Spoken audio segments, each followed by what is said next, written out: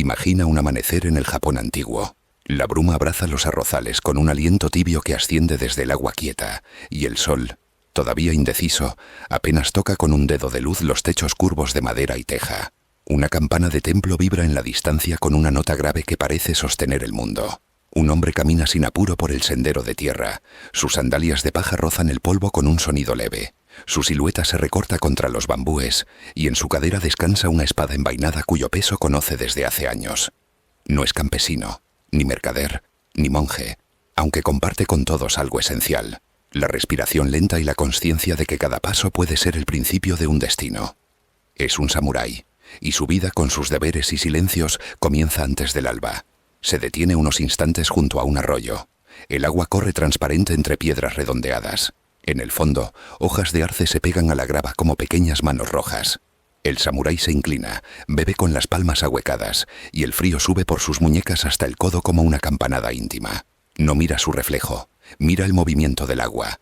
El mundo, piensa, no es lo que me devuelve mi rostro, sino lo que insiste en fluir aunque no lo nombre. Cuando vuelve a incorporarse, el bosque entero parece inclinarse apenas, como si reconociera a un viejo conocido. Ese reconocimiento no nace de la fama, ni del rango, ni de la sangre, sino de la disciplina. El samurái aprende primero a estar quieto, después a moverse. Aprende a escuchar antes de hablar, a mirar antes de decidir. El filo de su espada es apenas la última palabra de una conversación larguísima consigo mismo. Antes de tocarla, ató bien su hakama por milésima vez, cuidó sus sandalias, barrió su umbral, templó su ánimo con té. El arma, que en otros hombres podría ser un ruido, en él es silencio. Silencio en el patio, donde cada mañana practica el saludo a un árbol. Silencio en la sala interior, donde descansa la caligrafía con trazos de tinta que parecen respiraciones. Silencio en el dojo, donde el maestro entra, no para deslumbrar, sino para borrar del aire las impurezas de la prisa. En ese dojo, los alumnos repiten un kata igual que la marea repite sus líneas en la arena. El cuerpo aprende primero la forma, y cuando la forma es cuerpo, aparece el sentido. El maestro corrige con un dedo, con una ceja, con un murmullo. 1 centímetro a la izquierda puede separar la arrogancia de la elegancia. La espada que descansa en su cadera no nació de la nada. Una fragua en el valle trabajó la arena negra del río hasta convertirla en tamahagane, una masa de acero que el herrero plegó como quien dobla una pregunta una y otra vez para escuchar qué responde. Las capas se multiplicaron, las impurezas fueron expulsadas como pensamientos torpes que abandona la mente en zazen. El martillo cayó con ritmo de corazón. El fuego lamió el metal como si supiera un secreto, y el agua, al final, lo detuvo en un suspiro blanco, levantando un vapor que olía a tierra y a clarividencia. En la hoja quedó un rastro, una línea ondulante. Kamon, que no es adorno sino memoria del calor y del frío. El herrero guardó silencio y al entregar la espada pidió que la cuidaran más que a un hijo caprichoso, porque una hoja maltratada no perdona, ni a su dueño ni a su destino. El samurái conoce esa memoria. Cuando envaina, su mente envaina. Cuando desenfunda, su respiración abre el mundo. El sonido de la saya al dejar pasar el acero es breve, exacto, y en ese instante el universo podría detenerse para mirar. No hay furia, hay decisión. El enemigo si llega no es un hombre, es la confusión. Y a la confusión se la corta antes de que crezca, como a una mala hierba que amenaza el jardín. La espada, dice el maestro, no sirve para matar, sirve para separar lo que está mezclado.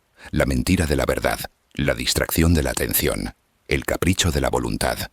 Por eso, el samurái entrena como quien cuida un jardín en la ladera. No hay día que baste, no hay estación que alcance. Cambian las flores, cambia el viento, cambia el peso del cuerpo con la edad, y la práctica cambia con ello. Un día el kata es roca, al siguiente, agua. Un día el paso es viento, al siguiente, tierra. No se trata de dominar una forma, sino de habitar la forma y permitir que ella te transforme. Quien cree haber llegado se ha perdido. Quien duda con humildad avanza con firmeza. En la casa, las paredes son delgadas y dejan pasar la luz como si el día se filtrara en cintas. Las puertas correderas suenan con una fricción dulce. La madre del samurái prepara una sopa clara con raíces y miso. El caldo humea en cuencos que guardan en su esmalte la sombra de antiguas manos. El padre revisa instrumentos, arregla un asa, pule un mueble. El samurái lame apenas una gota de sopa de la punta de los palillos. Sabe que la cocina es el primer doyo. La temperatura justa, la medida precisa, el gesto que no derrama, la gratitud sin alarde. Si se puede gobernar el sabor, se puede gobernar el acero. Más tarde el camino lo lleva hacia el castillo de su señor, no por homenaje vano, sino por deber. Jinete de un caballo de pelaje oscuro, atraviesa un puente de madera al que las lluvias han vuelto más blando. Los guardias saludan con la mano en la empuñadura y los ojos atentos, y en el patio interior los pinos dibujan sombras de tinta sobre la grava blanca rastrillada. El daimio, sentado con la espalda recta, no mira por encima, mira a través. El samurái se inclina. Los dos intercambian pocas palabras. Un mensaje que llegó del sur, una frontera que pide más ojos, un rumor sobre bandoleros que adoptan bandera de clan para robar sin vergüenza. La conversación es leve porque la comprensión es honda. Cuando el deber se nombra con claridad, el silencio que le sigue es fértil. Sale del castillo con la sensación de haber tocado un cuenco y haberlo dejado vibrando. El día avanza. El sol calienta, pero el viento que baja de la montaña lo enfría. En el borde del camino, un anciano vende cestas tejidas con bambú. El samurái se detiene, observa el entrelazado. Hay un punto donde la fibra cambia de dirección con naturalidad. El artesano sonrió al ver la mirada del guerrero, porque reconoció en ese gesto el reconocimiento. La fuerza sin flexibilidad rompe, dice el viejo sin necesidad de vender.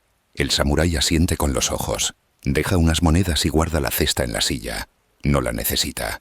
La enseñanza ya está en su cuerpo. Al caer la tarde visita el templo.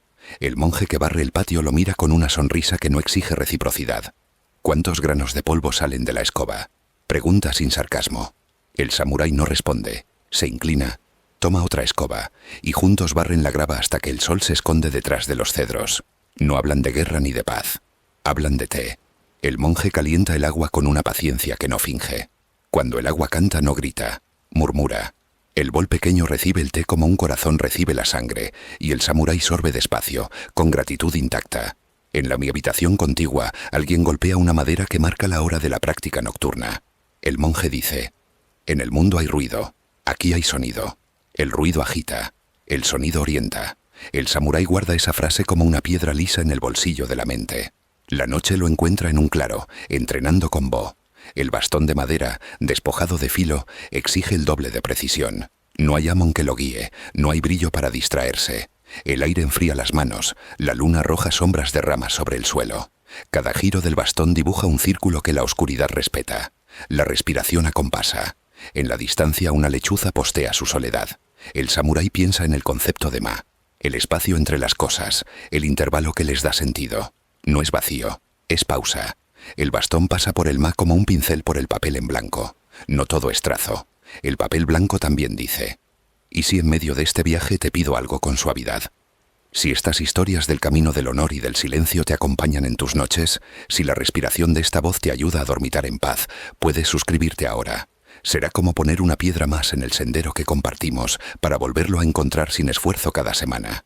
Hazlo sin apuro. La historia continuará contigo. La disciplina del samurái no vive solo en la espada. Vive en el arco y en la cuerda. Kyudo no es apuntar, es estar. El blanco no se asalta, se convoca. El arquero ofrece al mundo una línea recta entre su respiración y el centro, y si el blanco responde, es porque ya estaba en él antes de soltar. En el dojo de Kyudo hay un silencio que huele a madera y a cuerda trenzada. La postura nace de los pies, sube por las rodillas, se acomoda en la cadera, fluye por la columna, abre los hombros, entra por los codos, despierta en las manos. La flecha espera el momento justo. Cuando sale, no busca, encuentra. Si yerra, el arquero agradece la lección. Si acierta, el arquero agradece la lección. En ambos casos, el agradecimiento lo mantiene humano. El samurái también conoce la letra. El pincel, empapado en tinta, pesa lo suficiente para que la mano no olvide que el trazo tiene cuerpo. Kanji tras kanji se deposita una intención que no necesita ornamento. Una caligrafía arrogante traiciona el corazón. Una caligrafía tímida no llega al papel. Buscar el centro entre ambos es buscarse a sí mismo. El maestro de Shodo, con el cabello recogido y los dedos manchados de negro, observa el papel del samurái y dice: tu fuerza se adelanta a tu compasión. Deja un poco más de espacio en los finales. El samurái inclina la cabeza. No se ofende. Comprende que el trazo es la conducta revelada. Hay días en que el deber exige espada desenvainada. No por orgullo, sino por servicio. Un grupo de bandidos ha tomado un camino que pertenece a todos y lo ha convertido en peaje de miedo. El daimio envía a un puñado de hombres para limpiar la herida. La marcha es breve, la resolución más breve aún. Nadie se recrea en la violencia. Las órdenes son claras. Proteger al aldeano, evitar daño innecesario, terminar rápido. La espada, al cruzarse con otra, suena como el choque de dos campanas que ya no se soportan. El polvo se levanta y baja.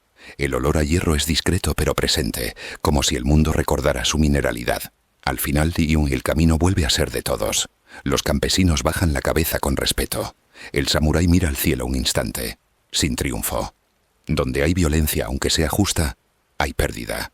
Regresa al pueblo con las manos lavadas en el arroyo. El herrero que templó su espada lo recibe con un silencio alegre. Le ofrece agua.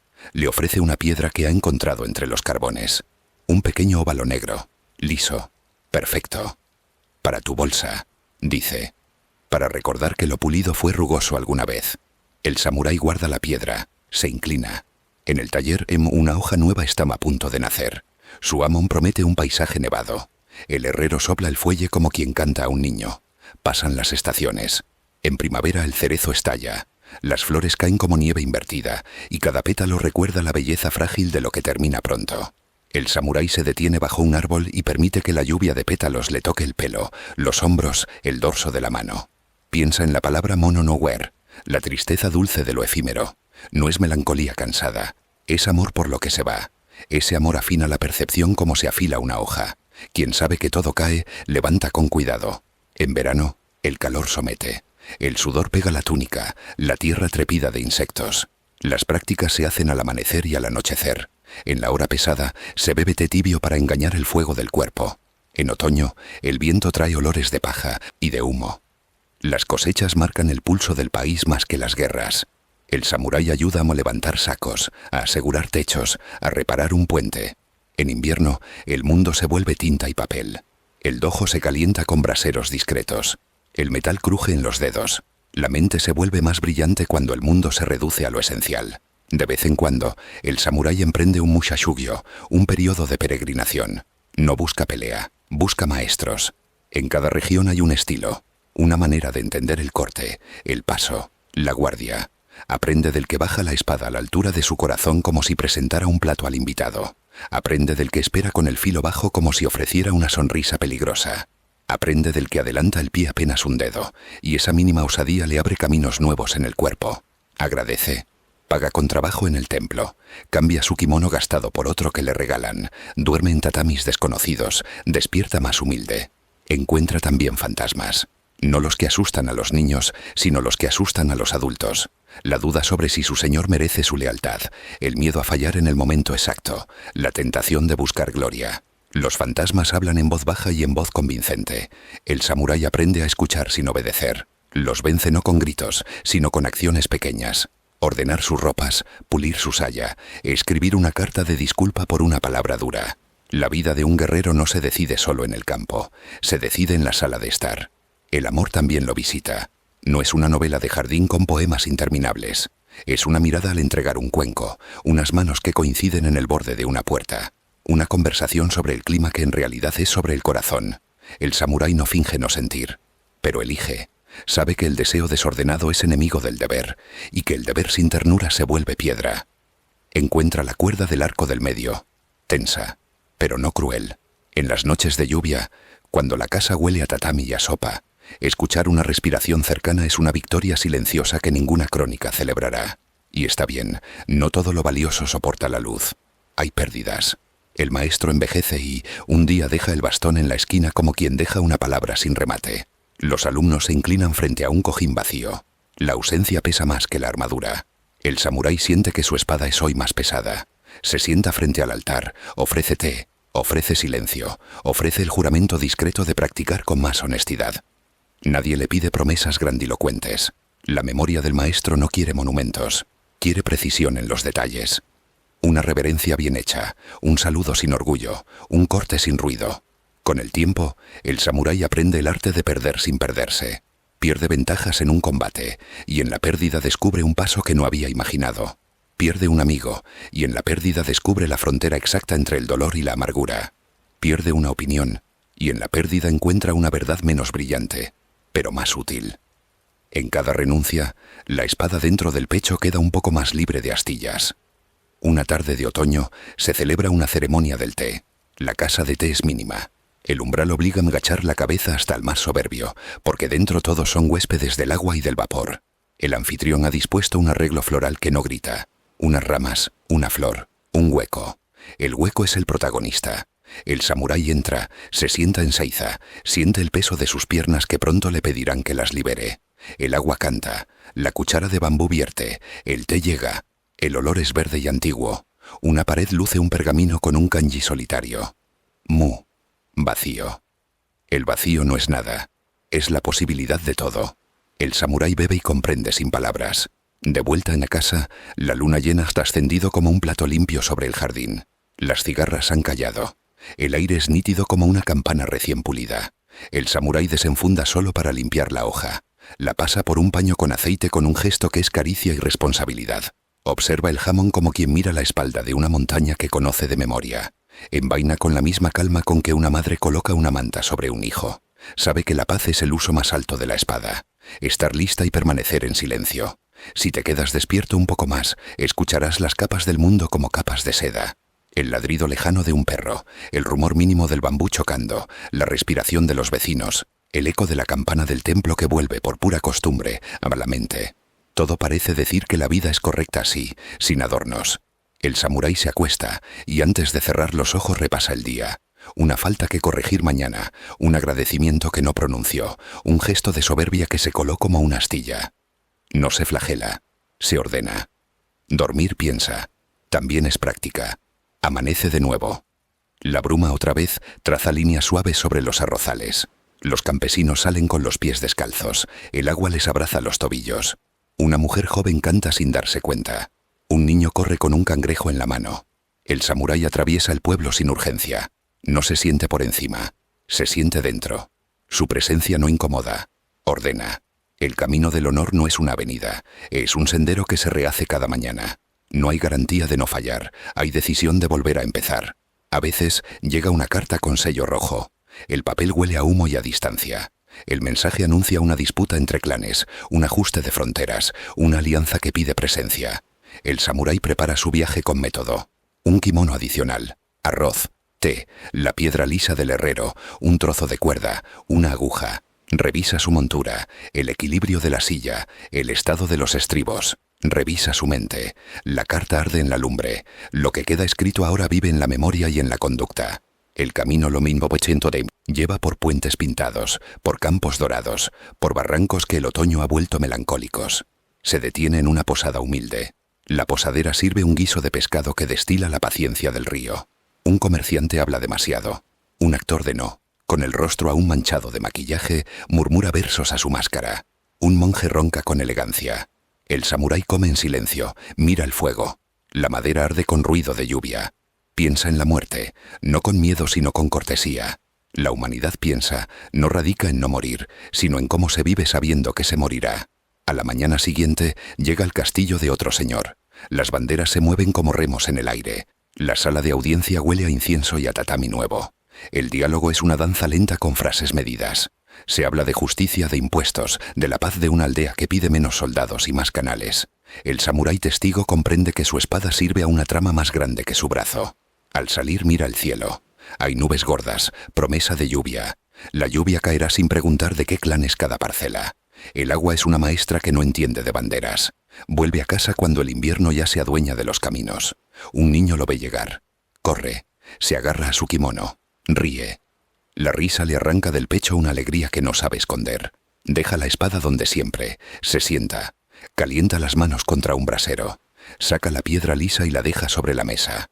Al tocarla, siente el verano oculto en su superficie fría. La vida es eso.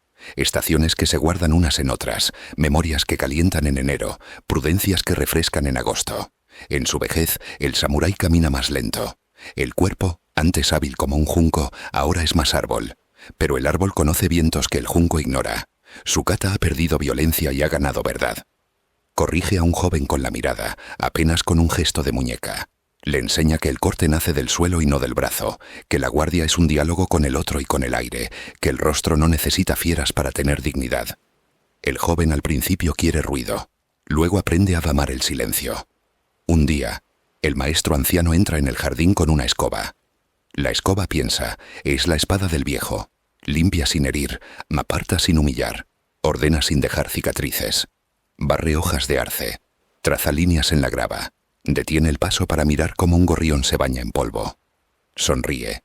Sabe algo que no puede decir, no porque no tenga palabras, sino porque las palabras romperían el vaso fino del momento. El joven lo observa y comprende que la victoria última no tiene espectadores. Si has llegado hasta aquí, si la noche se te ha hecho más blanda mientras caminabas a su lado, permite que te recuerde, con el mismo tono bajo de una campana lejana, que puedes suscribirte para seguir escuchando este camino del honor y del silencio. No es una obligación, es una invitación a encontrarnos de nuevo donde el té humea y la espada brilla sin herir. Hazlo cuando tu respiración sea lenta y tu corazón diga que sí. La última imagen de este día. El samurái apoyando su espada a un lado, sentado frente al jardín. La luna cuelga como un pincel olvidado. En el estanque un pez traza una S y desaparece. La linterna de piedra guarda luz vieja. El viento entra y sale de los bambúes, dejando una música que nadie compuso. La vida piensa, es correcta así. Se inclina, apaga la lámpara, agradece. En la oscuridad el mundo se vuelve su maestro más amable. Y el sueño llega, no como una sombra que cae, sino como una puerta que se abre despacio. El viento del Japón feudal arrastra con él no solo el polvo de los caminos y el eco de los cascos de los caballos, sino también las semillas invisibles de un código que aún hoy sigue resonando en la memoria del mundo. Ese código no nació de un día para otro, ni fue escrito en pergaminos sagrados para que todos lo repitieran como una letanía. El Bushido, el camino del guerrero, brotó como brotan los ríos. Primero pequeños manantiales dispersos, luego corrientes que se unen, hasta que un día, sin que nadie pueda señalar el instante exacto, se convierte en un caudal imposible de detener. Antes de que existiera la palabra Bushido, existía la necesidad de sobrevivir en un país fragmentado. Japón, durante siglos, no fue un imperio unido, sino un mosaico de clanes que defendían sus tierras como se defiende el aliento mismo. Los señores feudales, o daimyo, dependían de hombres que supieran blandir la espada con eficacia, pero también con disciplina. ¿De qué sirve un guerrero si no sabe obedecer? ¿De qué sirve la fuerza si no respeta un orden? Imagina esos siglos convulsos. Aldeas enteras podían despertar una mañana con el humo de los incendios en el horizonte, presagio de que un ejército vecino avanzaba. En las montañas, los monasterios budistas no solo eran refugios espirituales, sino también fortalezas armadas de monjes guerreros, los Sohei, que no dudaban en alzar la naginata para defender sus creencias. Y entre tanto caos, poco a poco, se fue forjando un ideal, el de un hombre que no fuese solo una espada en manos de otro, sino un guardián de algo más alto, un símbolo viviente de lealtad y de honor. Ese hombre sería el samurái, y su senda se nombraría más tarde como Bushido. Pero al principio no era un código escrito. Era un murmullo transmitido de maestro a discípulo, de padre a hijo, de vida a vida. Los primeros cimientos del Bushido se hunden en dos tradiciones espirituales que parecieran tan distintas como el agua y el fuego: el budismo zen y el sintoísmo. El sintoísmo, religión nativa de Japón, enseñaba a ver lo sagrado en lo cotidiano, en el árbol que se curva con el viento, en la piedra que guarda silencio durante siglos, en el río que nunca deja de fluir. Para un samurái, criado en esas creencias, la naturaleza no era un decorado, era un espejo y un maestro. Aprendía que su vida era efímera, como el pétalo de sakura que cae, y por eso debía ser vivida con dignidad. El budismo zen, llegado desde China, aportó otra semilla: la serenidad en medio del caos. Los monjes enseñaban a observar el vacío, a meditar hasta que el ruido de la mente se apagara, a aceptar la muerte no como un fin trágico, sino como parte del ciclo natural. Muchos samuráis encontraron en el zen la calma necesaria para blandir la espada sin temblar, porque ¿cómo temer al filo de un enemigo si ya has aceptado la certeza de tu propia muerte? De esa mezcla de sintoísmo y zen nacería una visión del mundo que moldearía cada gesto del samurái. Para él, la vida no era algo que se poseía, sino un préstamo del universo. Y ese préstamo debía ser devuelto con honor cuando llegara la hora. Imagina a un joven samurái en formación.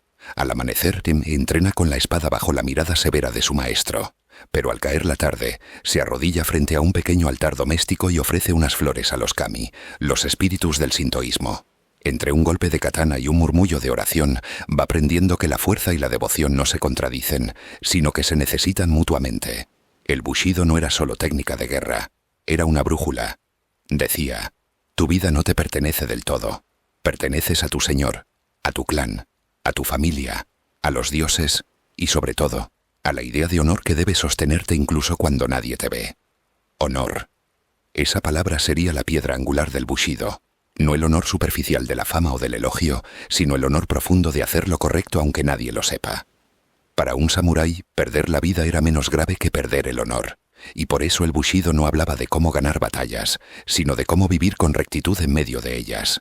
En aquellos siglos turbulentos, los niños samuráis crecían escuchando historias de héroes que habían preferido la muerte antes que la deshonra. Relatos donde la valentía no se medía por la cantidad de enemigos derrotados, sino por la serenidad con la que uno aceptaba su destino. Esas historias contadas junto al fuego tejían una red invisible que iba educando la mente incluso antes de que las manos aprendieran a empuñar una espada. Pero no confundamos. El Bushido no nació como un libro ordenado de reglas. Surgió como un conjunto de prácticas, de costumbres, de ejemplos encarnados en hombres de carne y hueso. Uno de esos hombres fue Minamoto no Yoritomo, fundador del shogunato en el siglo XII, que consolidó el poder militar en Japón y con ello dio forma a la figura del samurái como clase social. Desde entonces, el guerrero ya no era un mercenario, sino un servidor ligado por juramentos. Los juramentos eran simples, pero inquebrantables. Lealtad al Señor, disciplina en la vida diaria, disposición a morir cuando fuese necesario. De esos juramentos surgiría más tarde el Bushido como código, pero en esos primeros tiempos era apenas un hilo que mantenía unido un mundo desgarrado. Los templos y dojos fueron los lugares donde ese hilo se fue fortaleciendo. Allí, el samurái no solo aprendía artes marciales, sino también poesía, caligrafía, filosofía. Porque ¿cómo confiar en un hombre que solo sabe matar y no sabe pensar? ¿Cómo esperar justicia de quien no entiende la belleza? El samurái debía ser un hombre completo, equilibrado entre la dureza de la batalla y la suavidad del espíritu.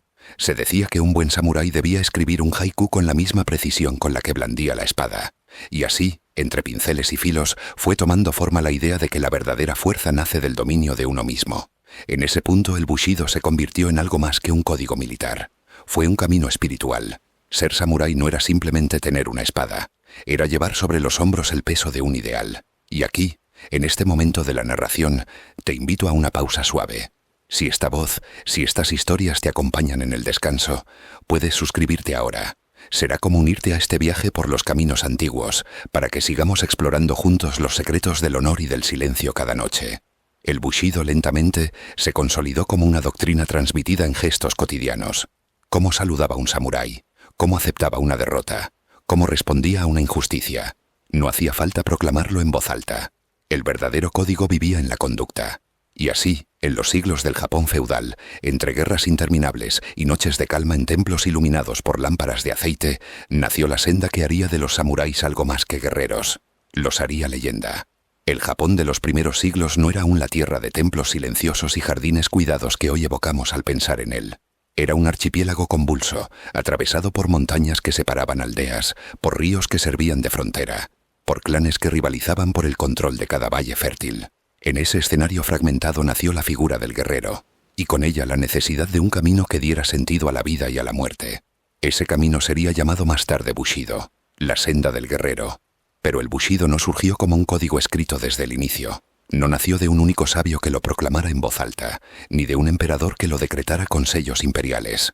Nació de siglos de costumbres, de choques de espadas, de silencios en templos, de lealtades forjadas en la sangre y en la palabra dada. Nació del roce entre el filo de la guerra y la necesidad de la calma interior. Los primeros guerreros japoneses no eran samuráis en el sentido pleno de la palabra. Eran hombres de clan, campesinos armados que defendían a sus señores locales. Sin embargo, poco a poco, esos guerreros comenzaron a destacar, a recibir un entrenamiento más especializado, a convertirse en una clase diferenciada. No bastaba con tener fuerza. Había que saber usarla con disciplina. Y de esa disciplina nació la semilla del Bushido. El sintoísmo, la religión nativa de Japón, puso la primera raíz.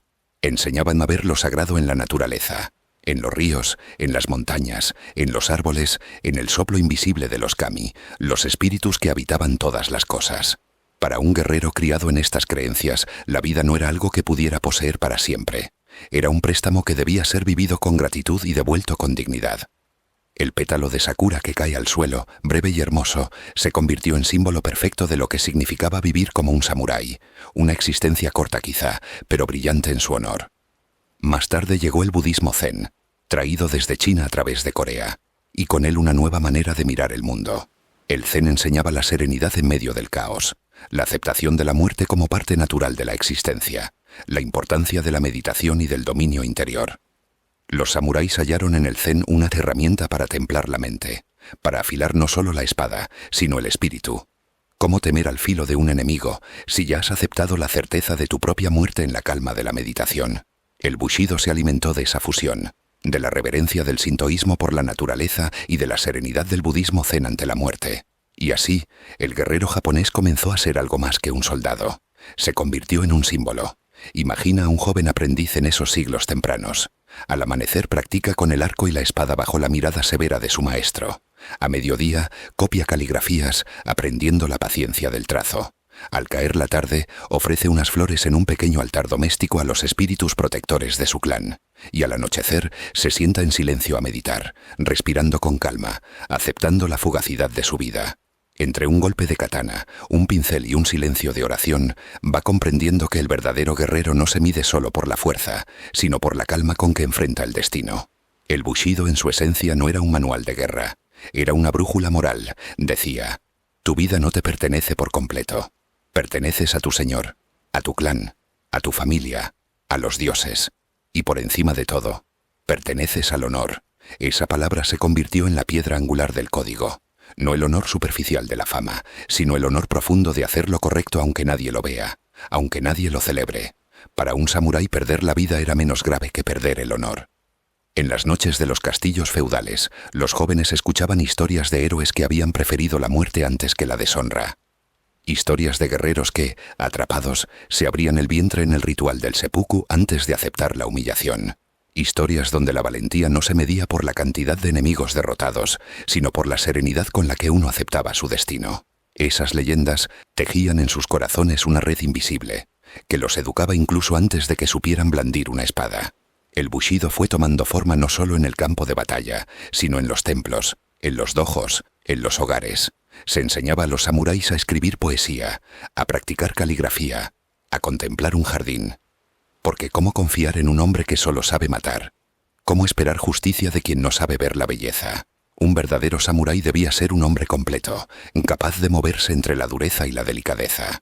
Se decía que un buen guerrero debía poder escribir un haiku con la misma precisión con la que blandía su katana, y ese haiku podía ser su última ofrenda al mundo antes de la muerte. Un verso breve, una imagen sencilla, un eco de eternidad en la fragilidad de unas pocas palabras. Así, lentamente, el Bushido fue naciendo como un camino espiritual, más que como un código militar. No era simplemente una lista de mandamientos, era una manera de vivir y de morir. Ser samurái no consistía en portar armas, sino en llevar sobre los hombros el peso de un ideal invisible. En ese contexto, los juramentos eran esenciales. Un samurái juraba lealtad a su señor, y esa lealtad era absoluta. Si su daimyo le pedía la vida, debía entregarla sin vacilación. Si le pedía silencio, debía guardarlo incluso en la tortura. Si le pedía obediencia, debía cumplirla aunque el corazón se resistiera. Y sin embargo, esos juramentos estaban templados por la noción de justicia y honor. Porque el verdadero Bushido no era obediencia ciega, sino fidelidad a una idea más alta, la de que el guerrero es guardián del orden, no esclavo del capricho. De este modo, la figura del samurái se fue separando de la del mercenario. Ya no era un hombre que vendía su espada al mejor postor, sino alguien que pertenecía a un linaje, a una tradición, a un código invisible que debía guiarlo siempre. El Bushido, aunque aún sin nombre formal, ya palpitaba en cada gesto. Estaba en la forma en que un samurái saludaba a otro, en cómo aceptaba la derrota sin perder la dignidad, en cómo respondía a la injusticia sin caer en la ira. Estaba en la serenidad con la que caminaba hacia la muerte, en la firmeza con la que mantenía la palabra dada, en la delicadeza con la que contemplaba una flor en primavera. A lo largo de los siglos, ese código se consolidó. Filósofos, maestros y poetas fueron dándole palabras. Uno de ellos, Yamaga Shoko, en el siglo XVII, describió al samurái como un modelo moral para toda la sociedad. Alguien que debía ser ejemplo no solo en la guerra, sino en la paz. Según él, el samurái debía vivir como si en cada instante su vida estuviera expuesta a la mirada de los dioses. Imagina lo que significaba vivir con esa conciencia. Cada acción, por pequeña que fuera, debía tener dignidad. El modo de caminar, de hablar, de sentarse, de sostener la espada. Todo debía ser una expresión de la rectitud. No había espacio para el descuido, porque el descuido era un insulto al honor. Y sin embargo, el Bushido no era rigidez vacía, era también compasión. Un samurái debía proteger al débil, al indefenso, al campesino que cultivaba la tierra que lo alimentaba. La espada no debía usarse para oprimir, sino para custodiar. El samurái era en teoría la encarnación de la justicia, el puente entre la violencia inevitable de la guerra y el orden que necesitaba la vida cotidiana. Todo esto hacía del bushido un camino complejo. Exigía dureza y ternura, obediencia y juicio, silencio y acción. Exigía que el samurái fuera un hombre en constante equilibrio, un caminante sobre el filo de una espada. Quizá por eso, este código sigue fascinándonos incluso hoy, porque nos recuerda que la fuerza sin honor es peligrosa, que el poder sin justicia es vacío, que la disciplina sin compasión es cruel. Y mientras sigues esta narración, mientras el murmullo de estas palabras te acompaña, quiero invitarte suavemente a que te unas a este viaje. Suscríbete ahora, y cada noche podremos seguir explorando otros caminos ocultos, otras historias que susurran desde el pasado. Así, como un samurái que vuelve una y otra vez al dojo, tú volverás aquí para seguir encontrando calma en medio del ruido. El bushido en su origen fue eso, una forma de encontrar calma en el ruido del Japón feudal. Y en esa calma, los guerreros descubrieron un sentido a su existencia. Así nació el camino del honor y del silencio, no como un mandato escrito en piedra, sino como un susurro que se transmitía en la respiración de cada generación. Un camino que aún hoy podemos escuchar, si cerramos los ojos y dejamos que el eco de la espada resuene en lo profundo de nuestra memoria. La bruma de la mañana se enreda en las piedras húmedas y los muros se despiertan antes que los hombres. Sobre la colina, el castillo respira como un animal antiguo, escalonado, vigilante, con sus paredes de cal blanca que atrapan la primera luz y la devuelven en destellos suaves. Al pie de la ladera, un pueblo entero se organiza en círculos. Talleres de herreros, curtidores, carpinteros, olor a arroz cociéndose, pasos apresurados que todavía no son ruido, solo el prólogo del día. En lo alto, la torre principal se levanta como una oración callada. Desde allí cualquier viento trae noticias. Desde allí el señor del clan puede escuchar si afina el alma, el latido de la tierra que protege. Un castillo japonés no es una sola cosa, es un recorrido. No se entra de frente, se entra torciendo. No se sube en línea, se sube en espiral. Los caminos se quiebran como si una mano invisible quisiera confundir a quien llega con mal corazón. Las rampas de piedra, esas escalinatas anchas y regulares, a veces casi un río detenido, obligan a los pies a recordar que la prisa es mala consejera. Los muros de roca ensamblados con una paciencia que parece vegetal sostienen el peso de la historia, con un orgullo que no necesita gritar. Y en algún quiebro de la subida, el rumor del foso, agua lenta, espejo vigilante, enfría la respiración de los visitantes. Todo está pensado para que el cuerpo se haga humilde antes de estar adentro. La torre principal, el Tenshu, no es solo un símbolo. Es un lugar donde la estrategia se sienta a la mesa con el tiempo. Allí, mapas trazados con pincel descansan bajo piedras para que ningún viento travieso los cambie de lugar. Allí, los estandartes enrollados esperan como serpientes dormidas. Las armaduras alineadas guardan sombras de batallas antiguas en sus junturas. Los cascos con sus crestas orgullosas respiran olor a aceite y a cuero. Y allí, a primera hora, un señor repasa en silencio el orden del día. ¿Quién vigilará las puertas? ¿Qué mensajero partirá hacia el aliado del norte? ¿Qué puente necesita refuerzo? ¿Qué rumor merece ser escuchado 2 veces antes de decidir? Los clanes se miran entre sí como montañas en un valle estrecho. Cada una cree tocar el cielo. Cada una proyecta su sombra sobre la otra. Los estandartes llevan kanji de rectitud. Tigres, ruedas, hojas, soles. Los colores ondean como intenciones. Los tambores hablan por los hombres. Un clan crece cuando sus vecinos sueñan poco. Un clan cae cuando confunde fortuna con destino. En el Japón de las guerras interminables, la paz no era ausencia de batalla. Era un intervalo con té caliente. Mira la vida al pie del castillo. La ciudad que se abraza y sus muros como hija a la falda de la madre. Calles estrechas, techos que se tocan, puestos de arroz y miso, vendedores de carbón y de sal, costureras que ajustan sode y kusazuri, las piezas que cuelgan de la armadura, con dedos invencibles. Los niños corren imitando un kata con palos, y las madres les corrigen la postura como quien corrige un saludo. La guerra, aquí, no es espectáculo, es un estado del clima. Y sin embargo, incluso en ese clima nace la ternura. Una caligrafía sobre un sobre de papel fino, un pañuelo con un camafeo de madera, una vasija pequeña de sake que alguien guarda en un cajón por si algún día hay algo que celebrar. Los mensajeros entran y salen de las puertas del castillo con pasos que suenan a bambú. Traen noticias como granos de arena. Por separado nada. Juntas, una playa. Que en el valle vecino han conscripto a los campesinos para levantar un terraplén. que en las montañas del este se avistaron estandartes desconocidos, que un puente de troncos, río arriba, fue reforzado con vigas nuevas, que un monje errante habló de un aliado que ya no lo es. El arte de mandar consiste en saber qué grano contiene la playa y cuál es solo polvo. El clan convoca consejo. En una sala de tatami, con la luz filtrada por shoji, los capitanes se sientan con el talle recto y la mirada baja. El mapa, extendido como una piel, muestra ríos que son venas, montañas que son costillas. Un dedo recorre un sendero, otro dibuja un arco, un tercero apoya la uña en un vado estrecho que, si se toma a tiempo, convierte el peligro en oportunidad. No hay voces que se eleven. El desacuerdo no necesita volumen para ser digno. La mejor estrategia no es la que humilla al adversario, sino la que obliga al destino a inclinar apenas la cabeza. Las armas esperan su turno. Las lanzas, yari, guardan un filo que no perdona distracciones. Las naginata, con su curva que parece sonrisa de luna, miden la distancia justa entre la vida y el error. Los arcos, largos como la paciencia, bendicen a quien no confunde pulso con ansiedad. Y en un rincón, ocultas bajo paños, descansa la novedad. Arcabuces de boca ancha, madera oscura, olor a azufre. Hay quien los mira con desconfianza, como si la pólvora fuera un atajo indecente. Hay quien ve en ellos un aliado silencioso que en la lluvia correcta convierte una colina en pared. La tradición conversa con la innovación como dos viejos que se respetan pero no se buscan. Los soldados rasos, Ashigaru, prueban la marcha en el patio. Sus sandalias golpean el suelo con un ritmo que poco a poco se vuelve canción. Los capitanes corrigen. El peso en la planta, la lanza como columna, los ojos adelante pero también al costado. La respiración no en el pecho, en el vientre. Se repite hasta que el cuerpo obedece sin preguntarle a la mente. La disciplina no oprime, ordena.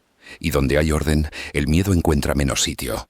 La noche antes de partir, el castillo huele a madera húmeda, a aceite, a arroz recién cocido.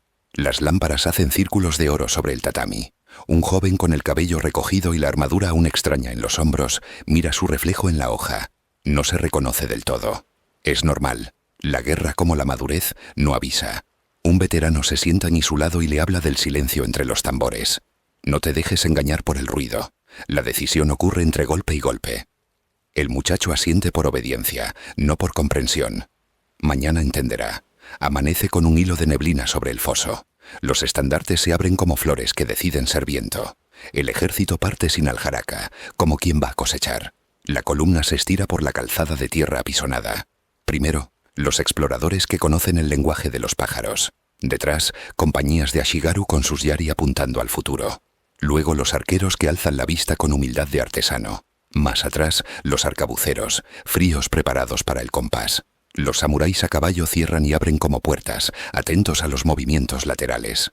Al paso, las aldeas dejan salir a sus gentes para hacer una reverencia breve. Ni súplica ni despedida, reconocimiento del peso compartido. El camino es maestro. Un valle que huele a pino les regala sombra. Una garganta de roca aprieta el pulso y los obliga a guardar silencio. Un puente de troncos les recuerda que el agua manda en el mundo. Llegan a un llano al pie de colinas hermanas. Allí esperan otros estandartes, otros hombres, otras intenciones. Una línea de picas se dibuja en la distancia como una cerca de espinas. Sobre una loma, un grupo de arqueros busca en el cielo una señal. En el centro, un pabellón bate la tela como un corazón impaciente. El señor del clan no improvisa. Envía mensajeros con abanicos de guerra. Un giro, un avance. 2 giros, retroceso. Abanico cerrado, paciencia. La coordinación es una ceremonia. La primera descarga de arcabuces corta el aire con un trueno que parece ajeno a la naturaleza. El olor a pólvora se mezcla con el del barro recién herido. Las flechas contestan con un siseo que suena antiguo. Las lanzas tantean la distancia como ciegas nobles. Los caballos, con los ojos redondos, preguntan si es ya el momento de entrar. No hay heroísmo en la confusión, solo muerte.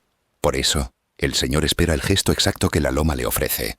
Una sombra de nube que enfría a los arqueros del rival. Un titubeo en la colina derecha donde un capitán indeciso traiciona sin querer a su señor. El bramido breve de un arroyo invisible que, si se cruza, corta en 2 el orgullo del enemigo. Entonces, sí, la orden viaja con la velocidad de una decisión honesta. La línea de picas avanza como un muro que aprendió a caminar. Los arcabuceros a cubierto dan otra descarga y se agachan sin gloria. Los arqueros cambian el ángulo apenas lo suficiente para que la lluvia de plumas caiga donde ya no hay escudos. Y por los flancos, los jinetes abren abanicos de acero que buscan no la multitud, sino la costura que separa espíritu de cuerpo. El combate no es caos, es geometría viva. En medio del ruido, alguien canta bajito. Lo hace para contar el tiempo, para no perder el paso de su respiración. El enemigo le cae encima como montaña maleducada, y él que ha repetido un kata hasta odiarlo, descubre que el cuerpo lo hace solo. Un paso lateral, un giro de muñeca, un corte que no grita, un retroceso mínimo. La lanza roza su hombro y le deja una caricia caliente. No mira la sangre, mira el suelo. Un capitán le enseñó que los pies son más sinceros que los ojos. Hay batallas que parecen no decidirse nunca. Como viejas discusiones familiares, suben, bajan, se ofenden, se reconcilian y vuelven a levantarse por un detalle. La colina de la izquierda cede un palmo y lo recupera. El centro se inclina hacia el río y se aparta. En los flancos los caballos respiran humo. El señor del clan mantiene la espalda recta. Sus ojos no están en el enemigo, están en su propia línea. Busca el punto donde el cansancio y la duda se tocan. Allí envía a su mejor hombre, no para matar sino para recordar. Una voz que diga aquí, una lanza que diga Miura, un estandarte que diga todavía. En algún momento, un estandarte cae. No es solo tela, es una oración que se apaga. Los hombres alrededor sienten un hueco en el pecho. Un oficial corre, levanta el asta, clava el extremo en el barro, anuda la tela con dientes y uñas. Estandarte imus. Arriba, respiración arriba. La moral es eso. Un trozo de tela que decide ser cielo por segunda vez. Si cierras los ojos, oirás todavía los tambores diciendo adelante con sílabas redondas y los conchas marinas, oragai, sopladas por manos exhalando montañas. Oirás también una voz muy baja que te habla a ti, no a los soldados. Si estas historias te sostienen el sueño y quieres caminar con nosotros cada semana por estos castillos, clanes y batallas, suscríbete ahora. Será como un estandarte pequeño en tu propia colina, para encontrar el camino de vuelta incluso en la niebla. Hazlo sin prisa. El relato seguirá aquí, respirando contigo. La tarde cae lentamente sobre el llano. La luz se vuelve oblicua, los cascos parecen más pesados, las sombras más largas. Una orden final, no un grito. Un gesto, mueve la línea como quien cierra una puerta sin hacer ruido. El enemigo cansado abre huecos que ya no puede cerrar. La retirada no es deshonra cuando se hace con dignidad. Cubren la espalda, recogen a los caídos que aún respiran, queman un carro para impedir el paso. La victoria esta vez no pide trompetas, pide agua y silencio. La noche en el campamento tiene otra música.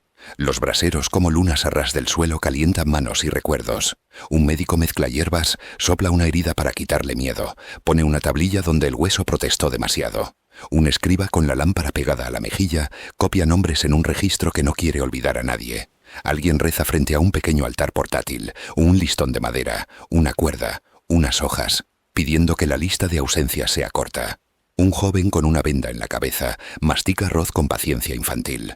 Un capitán camina entre los grupos sin buscar conversación. Solo quiere mirar a cada uno y aprender una lección diferente de cada rostro. De vuelta al castillo, días después, la ciudad recibe a los suyos sin desfile. Las mujeres abren las puertas y dejan entrar a los hombres con la dignidad de quien ya sabía el peso de esa jornada.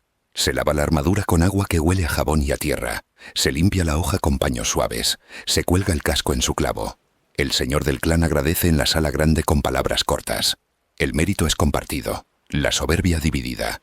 Se reparte arroz a quienes menos tienen y sal a las casas donde el humo no ha querido quedarse. La paz como la guerra se administra. No todas las campañas terminan igual. Hay asedios que envejecen a las piedras. Un castillo resistiendo semanas se vuelve un mundo en sí mismo.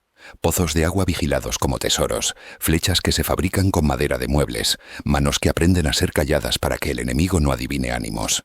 Afuera los sitiadores levantan empalizadas, túneles, torres de vigilancia. Cortan caminos, bloquean ríos, dejan que el hambre haga su parte. A veces la noche firma treguas silenciosas. Desde la muralla cae un cesto con hierbas muy medicinales para un herido enemigo. Desde el campamento se devuelve un mensaje con el nombre de un prisionero que no ha muerto. La guerra, incluso cuando toca su tambor más duro, deja un rincón para la compasión. El invierno es el aliado más cruel. Una nevada puede decidir lo que 100 lanzas no consiguen. Las rampas se vuelven trampas. Los fosos, espejos de hielo. Las manos, troncos incapaces de sostener. Un comandante sabio mira el cielo con la misma atención con la que mira los mapas. A veces decide no luchar. Y esa renuncia que a ojos impacientes parece cobardía, salva más vidas que una victoria pobre. No hay honor en el heroísmo estúpido. Entre campaña y campaña los clanes pactan, rompen, se prometen, se traicionan, vuelven a pactar. Un matrimonio une montañas. Un tratado divide ríos. Una adopción cambia apellidos y destinos. Un niño, llevado de una casa a otra, aprende a llamar padre a dos hombres distintos. Uno de sangre, otro de ley. Todo se teje con hilos visibles e invisibles. El castillo no es solo piedra, es memoria de acuerdos. En el corazón del poder, la torre principal guarda una sala pequeña donde el señor se queda y solas con su té y su conciencia. Habla con antiguos maestros que ya no están y con nietos que aún no han nacido. Piensa en la permanencia del clan como en un jardín. Podar aquí, regar allá, aceptar la muerte de un árbol viejo, plantar otro. Sabe que ninguna victoria es eterna y que ninguna derrota es definitiva si la semilla queda a salvo. Por eso, manda reforzar la escuela del pueblo. Más caligrafía, más números, más sentido. Un clan que sabe leer paredes y cielos no se derrumba con el primer temblor. Los castillos cambian. Algunos arden y renacen con tejados nuevos. Otros pierden su torre como un anciano pierde un diente y siguen sonriendo. Otros, orgullosos de no haber sido tomados nunca, guardan en sus paredes un exceso de vanidad que el tiempo corregirá. Las piedras, sin embargo, no mienten. Si apoyas la palma sobre un muro, sentirás la vibración de miles de pasos, de órdenes, de susurros, de promesas rotas y cumplidas. Sentirás también el murmullo de los que no fueron nombrados. Manos que arrastraron troncos, espaldas que subieron vigas, pies que amaron el suelo que ellos mismos levantaban. Y en el campo, después de cada batalla, la vida vuelve como si supiera más que los hombres. El arroz pide plantarse de nuevo. Los canales requieren desasolve. Los techos, reparaciones. Los niños, historias. Un samurái de vuelta a casa deja la armadura a un lado y toma una pala. El vecino lo mira con una mezcla de respeto y complicidad. Ambos saben que la paz se hace con los mismos músculos con los que se hace la guerra, y que la verdadera gloria es un tejado que no gotea. Algunas noches, cuando el castillo duerme, un guardia de ronda se detiene en la esquina donde el viento canta más claro. Mira la ciudad bajo sus pies, luces dispersas como luciérnagas, disciplinadas, perros que hablan con ladridos bajos, sombras de pinos más oscuras que la oscuridad. Respira, siente que ese lugar, esas piedras, esas maderas, esa agua, le pertenecen y a la vez que él pertenece a ellas. La pertenencia, piensa, no es propiedad, es cuidado. Y tú que te duermes con estas imágenes, que escuchas el roce de los estandartes en tu propia almohada, puedes quedarte con una promesa suave.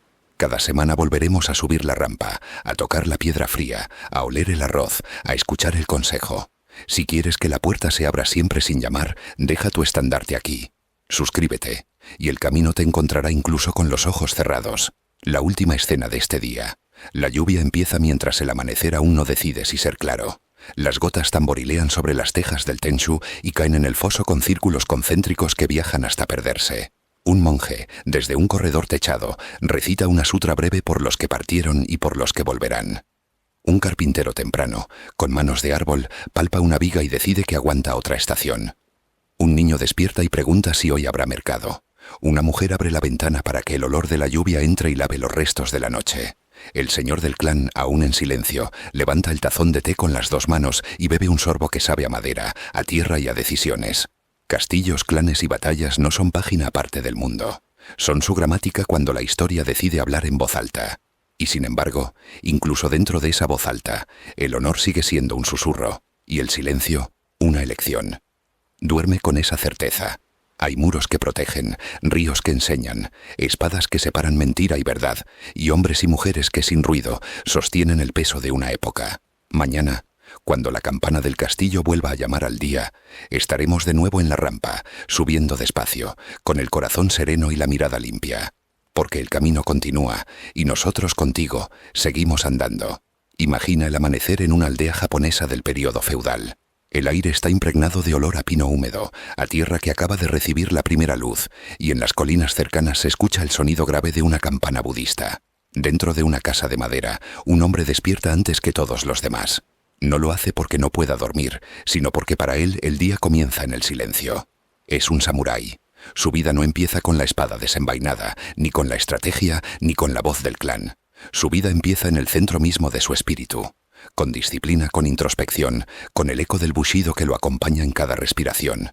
La figura del samurái que hoy evocamos suele estar ligada a la guerra, a la armadura brillante y a la katana que corta con precisión de rayo.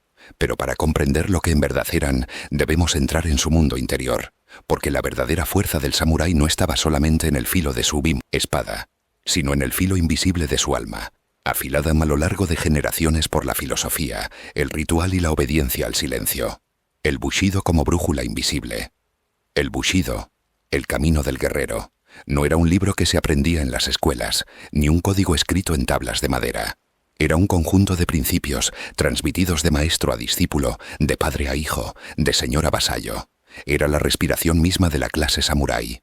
Honor, lealtad, coraje, compasión, respeto, honestidad, autocontrol.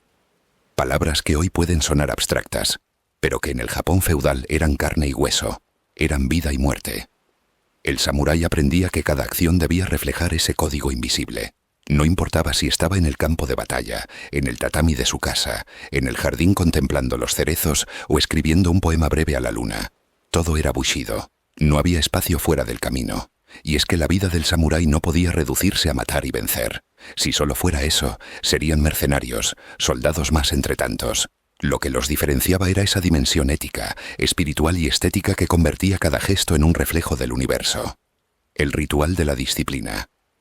Al despertar, el samurái no corría a ponerse la armadura ni a practicar con la espada. Primero, meditaba. A veces lo hacía sentado frente al jardín, en silencio, observando cómo el viento movía las ramas de un pino. Otras, recitaba versos budistas que hablaban de la impermanencia de todas las cosas. Esa práctica lo preparaba no solo para el combate, sino para la vida misma. Lo entrenaba en la aceptación de la fugacidad. Luego venía la práctica física. Ejercicios de kenjutsu, de kyudo con el arco, de equitación. Pero incluso estos entrenamientos eran ceremonias. Cada movimiento debía ser exacto, no solo para mejorar la técnica, sino para disciplinar la mente. La repetición no era aburrimiento, era perfección en construcción. El samurái sabía que la espada no debía usarse a la ligera. Cada vez que la desenvainaba, no solo arriesgaba la vida del otro, sino también la suya.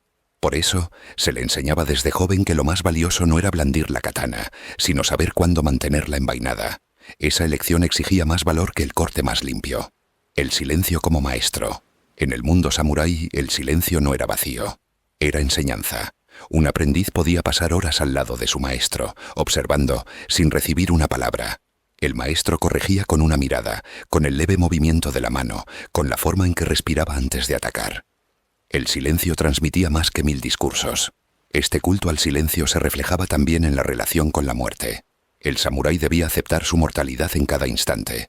No era una idea abstracta. Al salir de su casa podía no regresar nunca. Y por eso vivía como si cada acción fuese la última. El silencio frente al destino era la mayor muestra de valentía. En poemas como los haiku, tan breves como un instante, el samurái encontraba la manera de expresar ese equilibrio entre vida y muerte. Un haiku podía describir una flor que cae, una cigarra que canta antes de morir, la nieve derritiéndose en un tejado. Eran imágenes sencillas pero cargadas de esa filosofía que aceptaba lo efímero como parte de la armonía del mundo. El té como espejo del espíritu. Pocas ceremonias revelan tanto la disciplina del silencio como el chanoyu, la ceremonia del té. Un samurái que participaba en ella no se limitaba a beber. Cada gesto estaba cargado de simbolismo. El sonido del agua hirviendo, el movimiento del cucharón, el acto de limpiar la taza. Todo debía hacerse con precisión y con humildad. ¿Por qué el té era tan importante para el samurái? Porque le recordaba que la belleza estaba en lo simple, en lo imperfecto, en lo fugaz. Una taza podía tener una grieta, y en esa grieta residía su mayor valor. Así, el samurái aprendía que también él, con sus fallas y cicatrices, era parte de la armonía del universo. La ceremonia del té era un combate sin espadas, una lucha contra la prisa, contra el ego, contra la distracción. Y en ese combate la victoria era el silencio compartido, la escritura como filo invisible. Aunque se entrenaban para la guerra, muchos samuráis eran también poetas, calígrafos, pintores. Creían que la verdadera maestría en la espada debía equilibrarse con la delicadeza de la pluma y del pincel. La caligrafía practicada con el pincel mojado en tinta negra era un ejercicio de concentración y de entrega. Cada trazo debía ser definitivo, como un corte de katana. No había espacio para borrar o corregir. Del mismo modo, los poemas no eran adornos, sino reflejos del alma. Un samurái podía escribir unos versos antes de una batalla, o incluso antes de morir, como una forma de sellar su espíritu con belleza. Esa unión entre la espada y la poesía es lo que hacía del samurái un ser completo, un puente entre la violencia y la contemplación. El seppuku. Honor en el filo final. Hablar de rituales samurái nos lleva inevitablemente a uno de los más conocidos y a la vez más incomprendidos. El seppuku. Este acto de abrirse el vientre con la propia espada no era, como podría parecer, una glorificación de la muerte. Era un acto de honor, de responsabilidad última. Cuando un samurái fallaba gravemente, cuando desobedecía o cuando su clan caía, el seppuku era la forma de recuperar el equilibrio. Abrirse el vientre significaba mostrar el alma sin ocultarla, entregar la vida con dignidad.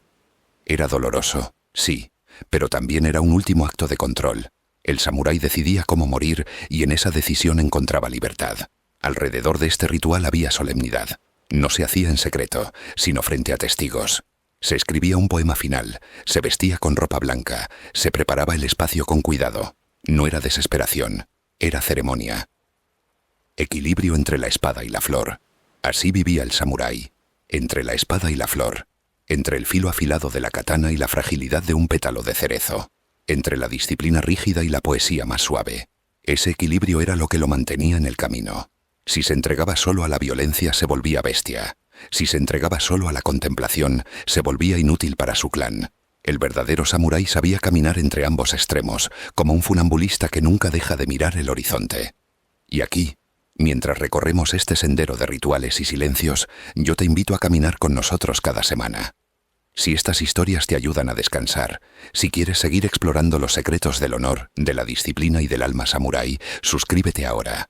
Será como dejar tu propio estandarte en este camino para que siempre encuentres el regreso a estas tierras de historia y reflexión. La vida del samurái, marcada por la filosofía y el ritual, fue también una vida en tensión constante. No podían escapar de la guerra, pero tampoco podían entregarse a ella sin medida. Necesitaban la poesía tanto como la lanza, el silencio tanto como el grito de batalla. Y en ese equilibrio delicado encontraron su grandeza. Pero nada en el mundo es eterno. Así como la flor del cerezo cae incluso en el momento de mayor esplendor, así también la era de los samuráis comenzó a tambalearse. Los cañones y los fusiles de Occidente estaban tocando a la puerta de Japón, y con ellos una nueva era de cambios. En el próximo capítulo veremos cómo, poco a poco, el mundo que los samuráis construyeron con tanto cuidado comenzó a resquebrajarse. Cómo el honor se enfrentó al hierro de la modernidad, y cómo el silencio fue roto por el estruendo de un mundo que ya no tenía tiempo para la contemplación. El sol siempre amanece, incluso en los días en que el mundo parece desmoronarse. Así también amaneció para Japón en el siglo XIX, pero aquel amanecer traía consigo una luz diferente, más dura, más fría. Una luz de hierro, vapor y pólvora que venía desde mares lejanos. Era la modernidad golpeando las costas de un país que durante siglos había vivido bajo el código silencioso de los samuráis, y con ese choque inevitable comenzó el ocaso de una era. Durante más de 7 siglos, los samuráis habían sido el pilar de la sociedad japonesa. Guerreros, poetas, guardianes del honor y del silencio, su figura estaba entretejida con cada aspecto de la vida. Eran quienes protegían a los campesinos, quienes servían a los daimios, quienes mantenían el orden en nombre del shogun. Pero nada en la historia es eterno. Como las flores del cerezo que caen en el momento de mayor belleza, también los samuráis estaban destinados a desaparecer justo cuando parecían más firmes. La llegada de Occidente. Todo comenzó cuando Japón, tras siglos de aislamiento bajo el Sakoku, el país cerrado, fue obligado a abrir sus puertos a los barcos occidentales. Aquellos barcos no eran como los que los japoneses habían conocido. Eran negros, enormes, impulsados por vapor, armados con cañones capaces de destrozar fortalezas enteras. En 1853, el comodoro Matthew Perry llegó a la bahía de Edo con sus barcos negros, exigiendo que Japón abriera sus puertas al comercio y al mundo. Imagina la escena. Los samuráis, armados con katanas y arcos, observando desde la orilla aquellas naves que escupían humo y fuego. La tradición se encontraba cara a cara con el futuro. El sonido de las campanas de los templos se mezclaba con el rugido del vapor. El mundo había cambiado, y Japón no podía seguir ignorándolo. El inicio de la restauración Meiji. Lo que siguió fue un terremoto político. El shogunato Tokugawa, que había gobernado con mano firme desde el siglo XVII, comenzó a tambalearse. En 1868, tras años de tensiones, se restauró el poder imperial en lo que se conoció como la restauración Meiji. El emperador volvió a ser la figura central, y con él llegó una política clara: modernizar el país a toda costa. Modernizar significaba adoptar instituciones occidentales, tecnología occidental, ejércitos occidentales. Y en esa nueva visión, los samuráis dejaron de ser necesarios. Japón ya no necesitaba una casta guerrera de hombres que blandían espadas. Necesitaba soldados de uniforme, entrenados con fusiles y cañones, obedientes a un estado central, no a señores feudales. La pérdida de los privilegios, la transformación fue rápida y brutal. Los samuráis que durante siglos habían gozado de un estatus privilegiado comenzaron a perder sus derechos. Se abolió el derecho exclusivo de portar armas. Ya no podían caminar orgullosos con sus dos espadas, la katana y el wakizashi, como símbolo de su clase. Esas espadas que eran extensión de su alma se convirtieron en reliquias sin función. Los estipendios que recibían como pago por su servicio fueron eliminados. Se les dijo que debían buscar nuevas formas de ganarse la vida, como comerciantes o burócratas. Para hombres que habían dedicado toda su existencia al arte de la guerra y al cultivo del espíritu, esta era una humillación imposible de aceptar. Imagina el silencio de un samurái al recibir la orden de entregar sus armas. Aquel hombre que había sido educado desde niño para vivir y morir por el honor, debía ahora guardarlas en una vaina que nunca volvería a abrirse. Era como arrancar el corazón de una tradición. La rebelión del último aliento. Pero los samuráis no desaparecieron sin luchar. En distintos lugares del país se levantaron contra el nuevo orden, intentando defender su estilo de vida, su honor, su lugar en el mundo. La más famosa de esas rebeliones fue la dirigida por Saigo Takamori en 1877, la rebelión de Satsuma. Saigo era un samurái de gran prestigio, un hombre respetado tanto por su habilidad militar como por su rectitud. Al ver cómo el nuevo Meiji gobierno arrasaba con las tradiciones y convertía a los samuráis en hombres sin identidad, decidió levantarse. Miles lo siguieron, armados con espadas y fusiles antiguos, enfrentándose al moderno ejército imperial que ya contaba con armas occidentales. La lucha fue feroz pero desigual. Los cañones y rifles modernos hicieron pedazos a los samuráis. En la última batalla en Shiroyama, los sobrevivientes cargaron con sus katanas contra las filas imperiales, sabiendo que no tenían ninguna posibilidad. Fue una carga desesperada, heroica, suicida. Saigo Takamori cayó en aquel combate, convirtiéndose en símbolo del último samurái. Esa batalla marcó el final definitivo de la era. El Bushido no desapareció, pero la casta que lo había encarnado en carne y hueso se extinguió. El silencio del honor tras la derrota. Muchos samuráis optaron por el seppuku, prefiriendo la muerte antes que vivir sin su camino. Otros se adaptaron, convirtiéndose en burócratas, en comerciantes, en maestros. Algunos llevaron los valores del Bushido a la vida moderna, enseñándolos en las escuelas o escribiendo libros que los inmortalizaron. El Japón Meiji avanzó hacia el futuro con rapidez vertiginosa. Se construyeron ferrocarriles, fábricas, ciudades modernas. El país que había sido feudal y cerrado se convirtió en potencia mundial en apenas unas décadas. Pero bajo ese progreso quedaba la nostalgia de un mundo perdido, el mundo de los samuráis. El pueblo japonés nunca olvidó a esos hombres. Aunque ya no caminaban por las calles con sus armaduras, sus historias, sus poemas, sus gestos, siguieron vivos en la memoria colectiva. El Bushido se transformó en una filosofía más amplia, enseñada no solo a los guerreros, sino a los ciudadanos comunes como ejemplo de disciplina, de honor, de rectitud. El eco en el presente. Hoy, siglos después, todavía hablamos de los samuráis con admiración. Sus espadas se conservan como tesoros en museos, sus armaduras como reliquias de un pasado glorioso. Pero lo que realmente permanece no es el acero, sino las ideas. El Bushido sigue siendo estudiado y citado. En el mundo moderno, donde la prisa y la superficialidad parecen dominarlo todo, los valores de los samuráis resuenan como un recordatorio. El honor importa, la palabra dada importa, la serenidad importa. Quizá ya no existan guerreros que blanden katanas en el campo de batalla, pero el espíritu que los guiaba aún puede inspirar nuestras vidas. Y mientras escuchas este relato, mientras dejas que el murmullo de estas palabras te arrulle hacia el descanso, quiero invitarte a quedarte en este camino. Suscríbete ahora, y juntos seguiremos recorriendo estas sendas antiguas, donde la historia se convierte en susurro y el tiempo se disuelve en calma. Cada nuevo viaje será una oportunidad de encontrarte con otros ecos del pasado, tan intensos y tan silenciosos como el de los samuráis. Así terminó la era de los samuráis, no con una victoria, sino con un silencio. Un silencio pesado, melancólico, pero también digno.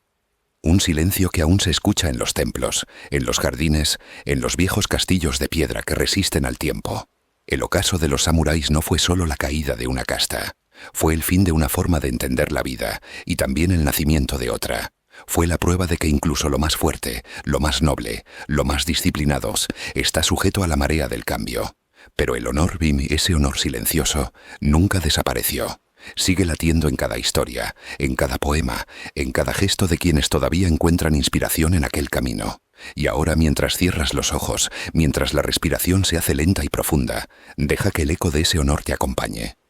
Los samuráis ya no caminan entre nosotros, pero su espíritu sigue vivo, esperando en el silencio, como una espada guardada en su vaina, lista para recordarnos quiénes fuimos y quiénes todavía podemos ser.